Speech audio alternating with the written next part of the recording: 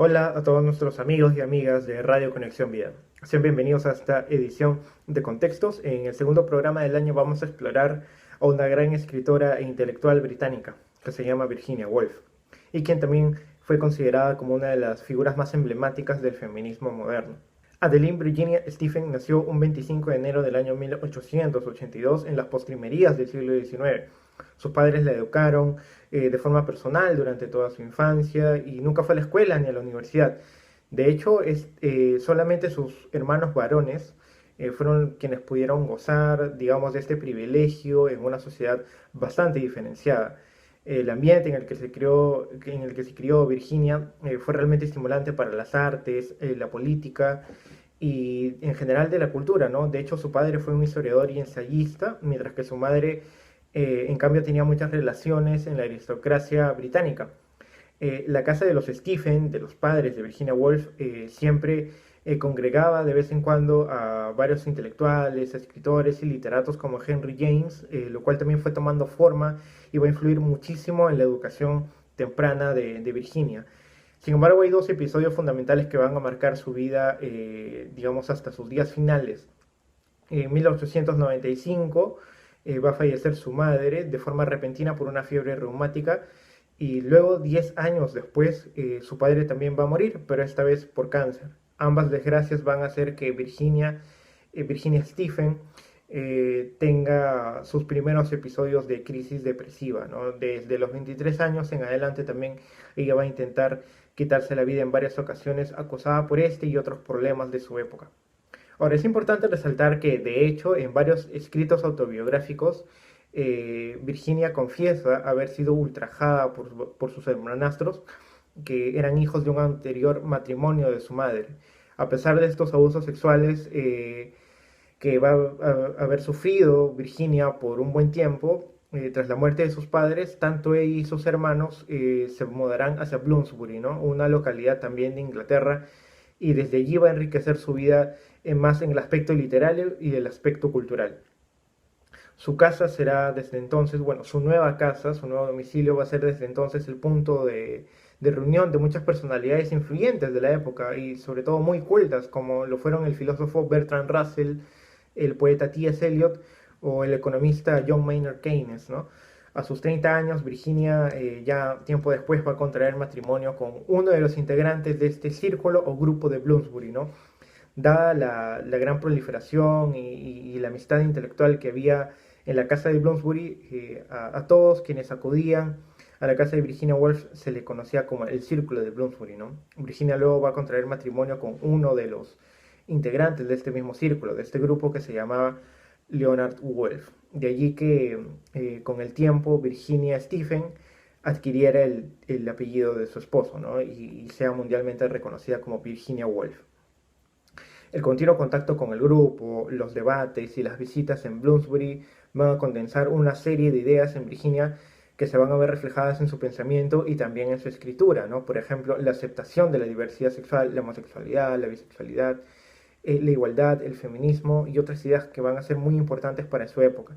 De hecho, ese periodo va a ser el más fructífero de toda su carrera literaria y en el que empezará escribiendo ensayos hasta luego animarse a escribir ficciones, ¿no? Novelas, caracterizadas principalmente por el mundo interior, el flujo de la conciencia y otras renovaciones que se van a marcar en el vanguardismo de inicios del siglo XX. A Virginia Woolf se le va a enlazar mucho con el vanguardismo, es decir, movimientos que van a romper la forma habitual de escribir o de narrar historias. En el año 1925 va a salir a la luz una de sus primeras publicaciones que van a tener gran renombre, ¿no? Como se llama La señora Dalloway. Y en ese mismo año también va a conocer a la escritora Vita Sackville West, con la que va a mantener una relación amorosa.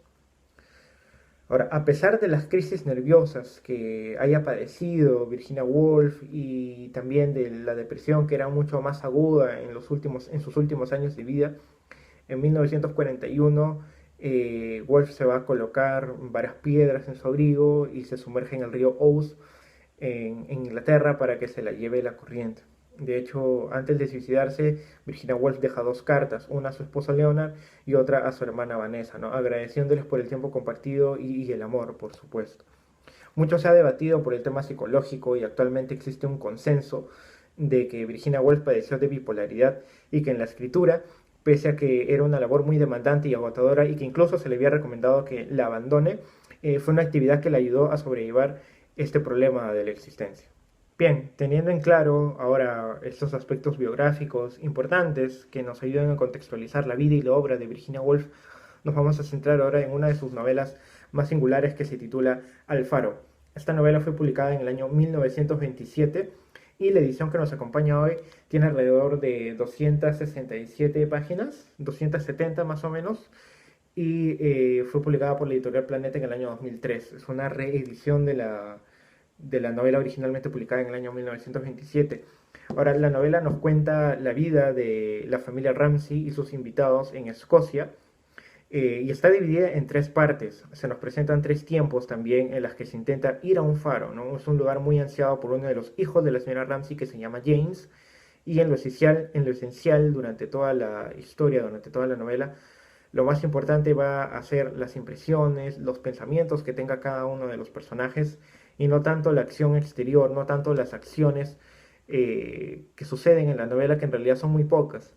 De hecho, en la primera parte vamos a asistir a cómo la señora Ramsay se ocupa de todas las labores de la casa y le dedica muchos mimos y atención a su hijo James, mientras que su personalidad se contrapone a la de su esposo, que es alguien más pragmático y es un escritor y un filósofo, ¿no? La mayoría de los invitados, hombres y mujeres, también se van a sentir muy cautivados por la personalidad y la belleza de la señora Ramsay. Y esta parte que se llama La Ventana nos va a entrar en lo que siente cada uno de los personajes. Es una muy buena introducción de la novela y de lo que va a seguir después. La segunda y la tercera parte nos muestran en cambio que ya después de 10 años algunos personajes ya no se encuentran en la historia, algunos han muerto, otros han desaparecido simplemente y James y parte de la familia, ya muchos mayores, pueden visitar el faro que digamos tanto había ansiado en su infancia, ¿no? También van a aparecer personajes importantes como Lily Briscoe, William Blake y otros más, ¿no? Como les comento, en realidad es una historia sutil, llena de reflexiones, de pensamientos y rasgos personalísimos, ¿no? Es bella y pacífica en todo el sentido de la palabra. Es una novela reflexiva, casi no importa lo que sucede en el mundo exterior, sino más bien en las conclusiones o ideas, el mundo interior que tengan los personajes, ¿no? Y es esto precisamente el principal valor y lo que da vida a la novela. En general, la historia, Alfaro,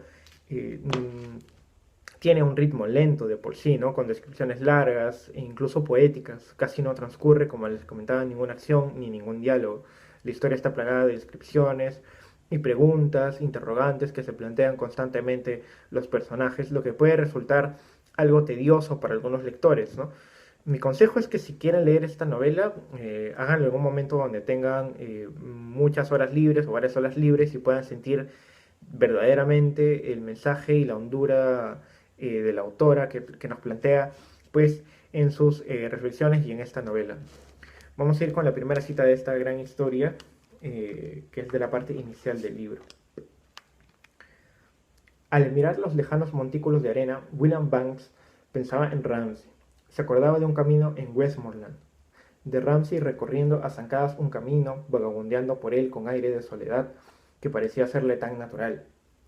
Pero aquello se interrumpió de pronto y William Banks rememoraba que la causa había sido un incidente concreto, una gallina desplegando sus alas protectoramente sobre una banda de polluelos a cuya vista Ramsay, deteniéndose, le había señalado con su bastón al tiempo que decía «bonita, bonita». Y Banks, por una extraña iluminación, había pensado que aquello ponía de manifiesto su sencillez, su solidaridad con las cosas humildes, pero también le pareció como si la amistad entre ellos se hubiera quebrado allí, en aquel tramo del camino. Después Ramsay se casó y a partir de entonces, entre unas cosas y otras, la sustancia de su amistad se había evaporado. ¿De quién había sido la culpa? No podría decirlo, solo que al cabo de algún tiempo la rutina había desplazado a la novedad.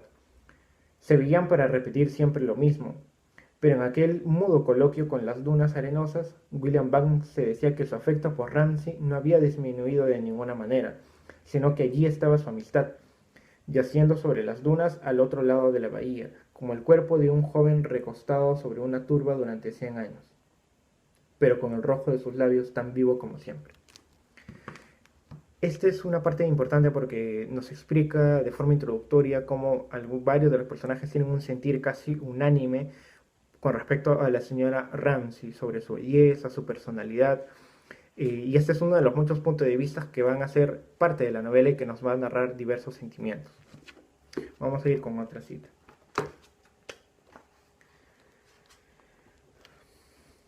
Las cosas se estaban pudriendo en los cajones. No se puede dejar todo tirado así.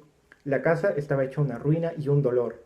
Tan solo la ráfaga de la luz del faro se colaba en las habitaciones por unos instantes, iluminando la oscuridad del invierno con aquel súbito resplandor que se desliza por las camas y las paredes, con aquella mirada impasible sobre las briznas de paja, sobre las golondrinas, las ratas y los cardos. Nadie oponía resistencia a ese rayo de luz. No hallaba eco en nadie. Que sople el viento, que las semillas de amapolas y claveles caigan entre los coles, que la golondrina anide en el salón y el cardo se abra camino por entre las tejas, que las mariposas vengan a tomar el sol sobre las desteñidas cretonas de las butacas, que los añicos de cristal y porcelana se mezclen en la pradera con las hierbas y las fresas silvestres. Corrijo. Acá nos explica, por ejemplo, muy bien una técnica narrativa que es cómo el paso del tiempo va deteriorando el hogar de la familia Ramsey, un lugar abandonado tras la muerte de uno de sus personajes, así como la forma poética, íntima que se tiene de relatar un espacio que pasó de la vida a la muerte también. Vamos a ir ahora con la última cita del programa. Necesitaba descansar un rato, y mientras descansaba con la mirada errando distraída de un punto al otro, se le impuso, planeando sobre ella, dejando caer su sombra sobre ella, aquella vieja pregunta que surcaba perpetuamente el cielo de su alma. Aquella vasta y difusa pregunta que tendía a concretarse en situaciones como aquella, cuando se relajan las potencias del alma tras la alerta que las ha mantenido en tensión, una simple pregunta que lo abarcaba todo.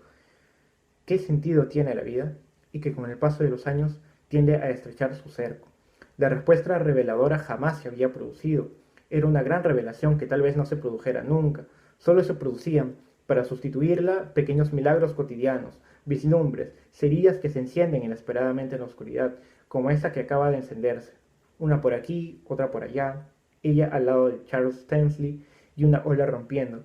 La señora Ramsey uniéndolos, la señora Ramsey diciéndole a la vida, detente aquí, la señora Ramsey convirtiendo aquel instante en algo imperecedero, igual que ella, Lily, trataba de hacer imperecedero el instante presente. En eso consistía la esencia de la revelación.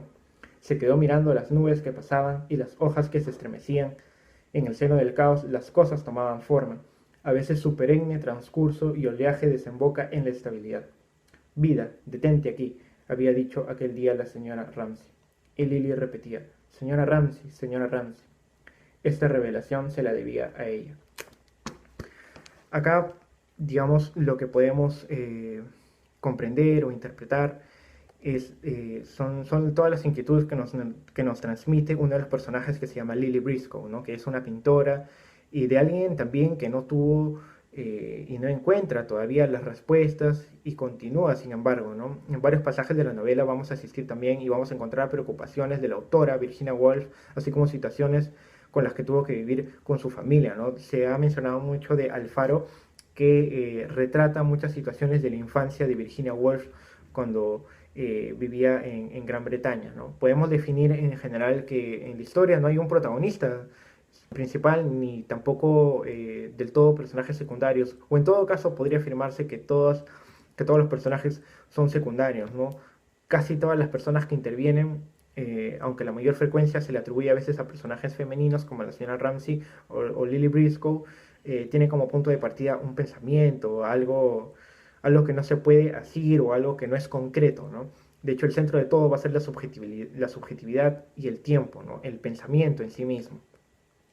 Creo que como conclusiones podemos afirmar que uno de los mayores aportes de Virginia Woolf no es tanto representar el mundo irracional de las personas, sino más bien el aspecto inconsciente o mental del ser humano, como un flujo que discurre al interior nuestro sin que nos percatemos de él.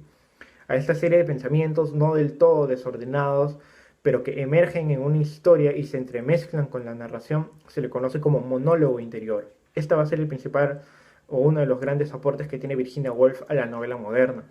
Woolf va a ser uno de sus grandes representantes y va a ser una de las autoras más innovadoras del siglo XX. Su estilo principalmente va a marcar una impronta que varios escritores van a seguir después, ¿no? Ahora, otro tema importante es la libertad y sobre todo la independencia intelectual y cultural que va a tener Virginia Woolf y que va a plasmar en sus escritos, ¿no? Todavía persistían en su época muchos prejuicios sobre mujeres y las escritoras, ¿no? En general, Woolf va en contra de todo ello. Como ya habíamos mencionado al inicio de este programa, solamente a los varones, a sus hermanos varones, se les estaba permitido asistir al colegio y a la universidad, ¿no? Woolf prácticamente va a ser una persona autodidacta, se va a criar entre los libros de sus padres, ¿no? Woolf va a ir en contra de todo ello y nos deja en cambio un legado muy original y trascendente, ¿no? Totalmente renovadora en la literatura moderna. Espero que el programa de hoy haya sido de su agrado. Nosotros nos reencontramos ya en la siguiente edición de Contextos. No se olviden, quizás esta novela también la pueden encontrar en internet.